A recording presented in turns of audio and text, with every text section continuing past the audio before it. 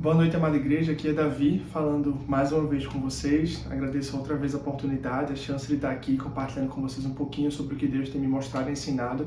E espero que os irmãos também possam ser encorajados, possam ser elevados, possam ser aproximados de Deus através da palavra dele. Não do que eu vou falar, não do meu conhecimento, nada disso. Mas através do que o Senhor tem para falar com vocês. E mais uma vez, pastor Samuel, toda a liderança, muito obrigado pela oportunidade. Aqui tá bem frio, então os irmãos estão vendo que eu tô de casaco e tudo mais. Sei que aí deve estar um calor enorme, mas as estações mudam, são diferentes, mas o mesmo Deus que cuida, que faz a neve descer e que faz tudo ficar bem branquinho aqui, coberto de neve, é o Deus que está cuidando aí também, que faz o sol raiar, que faz o raio do sol invadir cada canto da casa e aquecer tudo. É o mesmo Deus, ele é soberano, ele entende a necessidade de cada lugar e ele faz de acordo com sua vontade. Então, nessa certeza que nosso Deus é tão bom, queria que a gente pensasse um pouquinho hoje sobre funções da oração, certo? A gente está num culto de oração, então eu não vou nem falar muito, acho que eu vou me pegar 10 minutinhos e eu acho que a gente pode dedicar mais tempo orando. Eu estou precisando orar mais, espero que os irmãos entendam que a gente precisa orar mais, os tempos são difíceis, complicados e a necessidade é essa. Mas assim, fica pensando sobre a oração, estava tentando explicar a uma pessoa sobre o que é oração e todas aquelas perguntas que novos convertidos fazem são muito recorrentes, no sentido de, mas se Deus já sabe, por que a gente ora?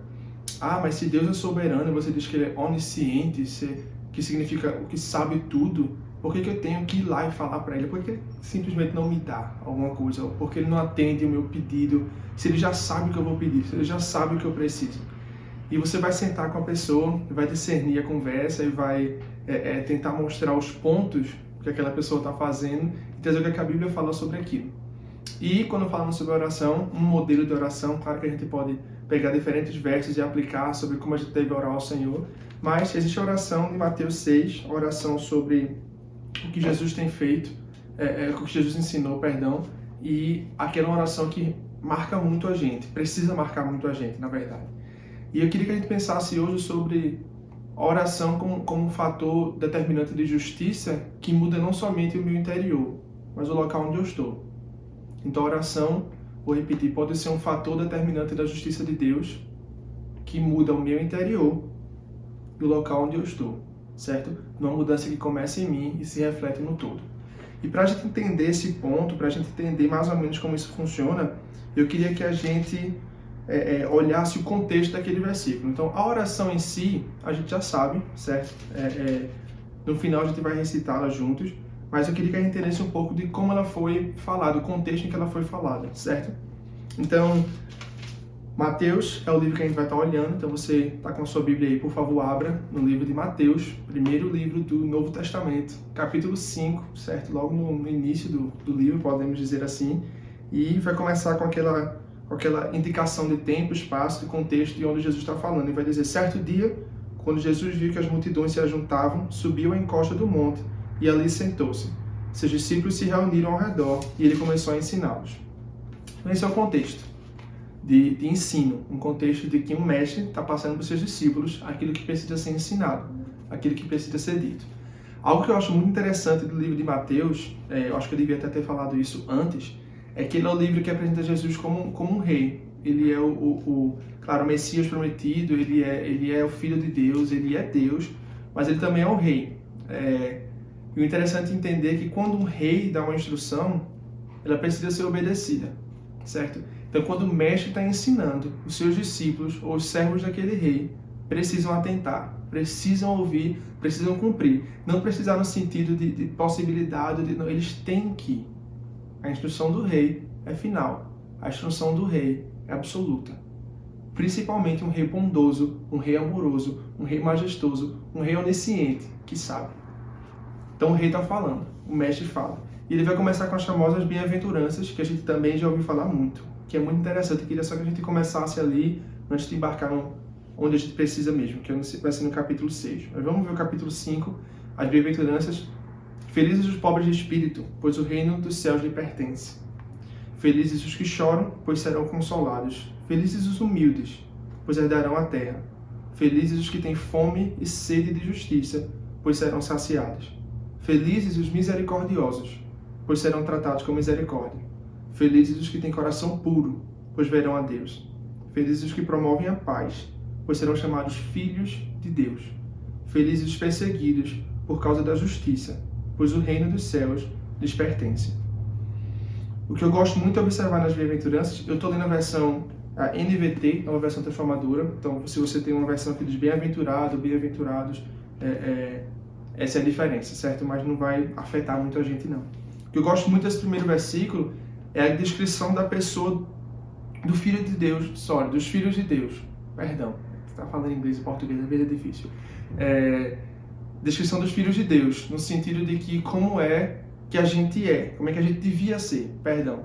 Ele vai falar sobre os pobres de espírito, que não quer dizer necessariamente questão financeira, mas aqueles que reconhecem que não tem nada, que espiritualmente possa oferecer, o que possa ser merecedor da graça de Deus, pois o reino dos céus lhes pertence. Os que choram, aquela pessoa que tem, não aquela pessoa que está chorando por aí todo dia, mas aquelas pessoas que têm noção da dor que o pecado causa no mundo. Aquela pessoa que chora pela saudade do reino, pela saudade de ver o Criador face a face. Aquela pessoa que chora pelos próprios erros, aquela pessoa que chora pela corrupção do próprio coração, aquela pessoa que chora por ver um mundo que está indo de mal a pior. Pois eles serão consolados no dia eterno, no dia da glória. Felizes os humildes, pois herdarão a terra. Felizes os que têm fome e sede de justiça. E grava essa ideia. Fome e sede de justiça, a justiça que não é a justiça humana. Isso que a gente precisa diferenciar. Quando eu estou explicando sobre a pessoa de Deus para alguém, é preciso que a gente entenda que a nossa ideia de quem Deus é, a minha limitada percepção de quem Deus é, não muda quem Deus é. Porque Deus foi bom comigo, ou porque Deus fez algo que eu não considerei bom, isso não muda que Ele é bom. Ele é. O que eu acho dele da melhor possibilidade, a melhor hipótese vai estar alinhado com a palavra. E aí eu vou entender mais quem Ele é. Mas Ele é imutável, independente da minha concepção. O que eu quero dizer com isso? É que o nosso fator de justiça, o nosso determinante de justiça, que para a gente tem todo um cunho social, e leis e tudo mais, jurídico e tudo mais, isso não muda o que Deus considera justo, ou o que Deus pede por justiça. Eu diria que apesar de muito do nosso sistema jurídico e de tudo mais ser muito baseado em instruções e até bíblicas, tem muito do que as pessoas consideram ser justo, que vai de encontro com o que Deus diz que é justo. E a gente continua seguindo Ele. Felizes os misericordiosos, pois serão tratados com misericórdia. Felizes os que têm coração puro, pois verão a Deus, um coração purificado por Deus. Felizes os que promovem a paz, pois serão chamados filhos de Deus. Felizes os perseguidos por causa da justiça, pois o reino dos céus lhes pertence. 3 coisas que eu queria tirar antes da gente entrar na oração em si. Felizes os humildes, pois herdarão a terra. Aqueles que não são arrogantes, aqueles que não são presunçosos, aqueles que não sabem, que não se vangloriam nos próprios feitos ou no próprio ser, nos próprios talentos ou algo assim. Também felizes os que promovem paz, felizes os misericordiosos, mas nada disso está dizendo para os crentes serem passivos ao que está acontecendo no mundo. Eu queria que a gente se apegasse a isso. Não é um pedido o ser canal de paz não significa, olha, fica parado, se alguém tiver em conflito, você fica só, ei, vamos tentar. Aquela situação de passividade e de se afastar do problema. Promover a paz significa muita gente se envolver, significa colocar um pé com sabedoria, não estou dizendo para a gente se meter em causas que requer cautela e que requer distanciamento, ou para a gente dar uma de herói e simplesmente querer pular em frente. Não, vamos ter sabedoria. Mas vamos ter sabedoria para não ser covardes e passivos. Aqueles que promovem paz, aqueles que, pensando em Jesus como príncipe da paz, como ele foi ativamente ativo no processo de trazer paz para o mundo, morrer na cruz para que a gente pudesse ter paz com Deus, entre os seres humanos e Deus, a gente vê que promover a paz é muito mais do que ficar distante. Muitas vezes se requer envolver. E o 10 termina, inclusive, linkando com o versículo 6. Felizes os que são perseguidos por causa da justiça, pois o reino dos céus lhes pertence. A justiça certa, a justiça de Deus, a justiça que gera mudança, eu não posso deixar de afirmar, pois deles é o reino de Deus. E o lance aqui é o seguinte: o reino dos céus lhes pertence, e esse verbo está no presente, certo? Hoje. Viver como cidadão do reino hoje, na segurança da sua salvação, vai gerar pode gerar, eu diria que vai gerar esse conflito de você buscar a justiça de Deus nesse mundo e não ser entendido pelas pessoas, certo? E aí, Jesus continua ensinando sobre ser sal e luz, que a gente também já conhece, ensinando sobre a lei, ensinando sobre ira, sobre adultério, sobre divórcio, sobre juramentos e votos, ensinando sobre vingança, amor pelos inimigos. E capítulo 6 vai entrar sobre auxílio aos necessitados. E a questão que ele vai dizer é: tenham cuidado para não ser como os hipócritas, aqueles que falam e não vivem, cujas ações e palavras não combinam, elas são divergentes. Tenham cuidado para não ser como eles, que fazem para ser vistos, que fazem para agradar os outros, que fazem para o outro, mas não no sentido de amor ao outro, mas de glória, de obter aquela visualização, aquela necessidade. Isso não. Ensinando sobre oração, ele vai dizer: quando vocês orarem, isso é o capítulo 6, versículo 5, não sejam como os hipócritas que gostam de orar em público, nas sinagogas, nas esquinas, onde todos passam e podem vê-los. Eu lhes digo a verdade, eles não receberão outra recompensa além dessa, além de ser visto. É só isso. Mas, quando orarem, cada um vá para o seu quarto, feche a porta e ore a seu pai em segredo. Então teu pai, que observa em segredo, te recompensará. Ao orar, não repita frases vazias, sem parar, como fazem os gentios. Eles acham que a repetição das suas orações, das suas palavras, trazem a resposta. Não sejam como eles, pois seu pai sabe exatamente o que eles precisam antes mesmo de pedir. Portanto, orem da seguinte forma: não orem para ser visto, não orem para ser gloriado, não orem para ser para obter nada além do que um relacionamento mais profundo com Deus. Se possível, faça isso no seu quarto, em silêncio, em sigilo.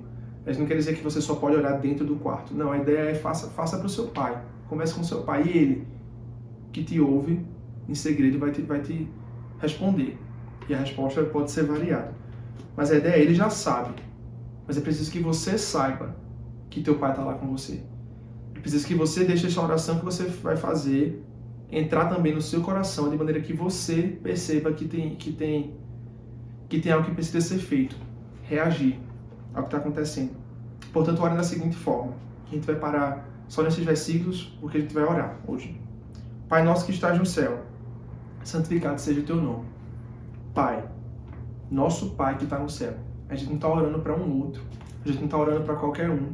A gente não ora para alguém que não pode fazer. A gente ora para alguém que a gente sabe quem é, onde está. Pai nosso que estás nos céus, prepara um lugar para a gente. Pai bondoso, aquele Pai que é amoroso, aquele Pai que é amor. Pai nosso, meu Pai, Abba, santificado seja o teu nome seja respeitado, seja colocado como um nível máximo, porque é isso que tu mereces. É para ti que a gente ora. Venha o teu reino, seja feita a tua vontade, assim na terra como no céu. O teu reino de justiça, o teu reino de amor, o teu reino de misericórdia, de graça, certamente, mas o teu reino daquilo que é santo, o teu reino daquilo que é diferente. O teu reino venha. Assim como teu filho já trouxe, assim como Jesus já trouxe o reino para tão próximo da terra. Mas que teu reino venha, até que um dia ele vai vir completamente. Mas que teu reino venha, que tua vontade seja feita, que aquilo que o Senhor deseja, que está escrito nessa palavra aqui, está escrito nesse livro aqui, perdão, aconteça. Aconteça na terra como no céu, onde não existe limite para a vontade de Deus acontecer. Dá-nos hoje o pão para este dia, que a gente possa aprender a ser contente, ter contentamento com o que nos é dado diariamente. Que a gente possa aprender a reconhecer que o que vem, que a gente tem, que a gente consome, é presente teu, é dádiva tua. Claro, a gente tem uma parte nisso porque trabalhamos, vamos ao trabalho e passamos horas e tudo mais. Mas obrigado porque o Senhor tem provido o pão de cada dia. Não o pão de amanhã, não o pão de semana que vem, talvez a gente não saiba. Mas hoje o pão está dado. Perdoa nossas dívidas, assim como perdoamos os nossos devedores. E essa é uma frase muito interessante. Perdoa nossas dívidas. Dívida que já tem o cunho de justiça, porque aí o que é justo receber, o que é justo não receber, tudo mais perdoa, Pai. assim como perdoamos a quem nos deve. Aquela atitude que começa na gente, por favor, tem misericórdia e faz o mesmo com a gente. Porque a gente faz porque tu nos ensinou a fazer. Não nos deixe cair em tentação, mas livra-nos do mal. A tentação que vai existir, que vai nos cercar. A tentação de orar por glória, a oração de fazer coisas por reconhecimento, a tentação que mexe com a gente, tentações que só a gente sabe o que é, por favor, não nos deixe cair nelas. Mas livra-nos do mal, livra-nos do maligno, livra do sistema da corrupção desse mundo, do falso senso de justiça que nos cerca. Pois teu é o reino, poder e glória para sempre. Amém. O ponto é, no contexto onde Cristo estava falando sobre como crente, como cristão, como filho de Deus deve viver, ele fala sobre as bem-aventuranças, ensinamentos sobre a lei, ira, votos e juramentos e casamento e divórcio, enfim, ele vai dizer sobre a oração. Você precisa fazer a oração do jeito certo, pelo que é certo, porque a oração manifesta a minha justiça. Assim como todas essas outras critérios manifestam a minha justiça, a oração também. É uma ferramenta de trazer justiça para a terra. Uma ferramenta de trazer o que é certo. E a oração vai mudar você também. E através dessa mudança em você, você entender que, Senhor, perdoa a mim, como eu tenho perdoado aos outros, você possa entender a necessidade de perdoar os outros, isso vai gerar que você traga mudança para o seu meio. O desafio de hoje, a gente vai parar aqui, vai ser, eu vou ler essa oração, eu vou ler o Pai Nosso, eu queria que a gente se colocasse, desligasse do mundo que está acontecendo, só prestasse atenção aqui, no que Deus quer falar para a gente. Que a gente possa entender que é necessário que a gente haja também. A oração não é um sinal de passividade, dizer, pronto, Senhor, passei a bola, está com o Senhor, eu vou agora fazer nada. Vou sentar, não. Existe um papel nosso, existe verbos de ação que se relacionam a gente também. Pai nosso que estás no céu, santificado seja o teu nome. Venha o teu reino, seja feita a tua vontade, assim na terra como no céu. Dá-nos hoje o pão para este dia e perdoa nossas dívidas, assim como perdoamos os nossos devedores. Não nos deixes cair em tentação, mas livra-nos do mal, pois teu é o reino, poder e glória para todo sempre. Amém. Queria que você tirasse um momento para você orar e falar com o Senhor, reconhecendo a grandeza de quem Ele é, depois pedindo para que a vontade dEle se cumpra, depois pedindo pela provisão dEle, pedindo pelo perdão dEle,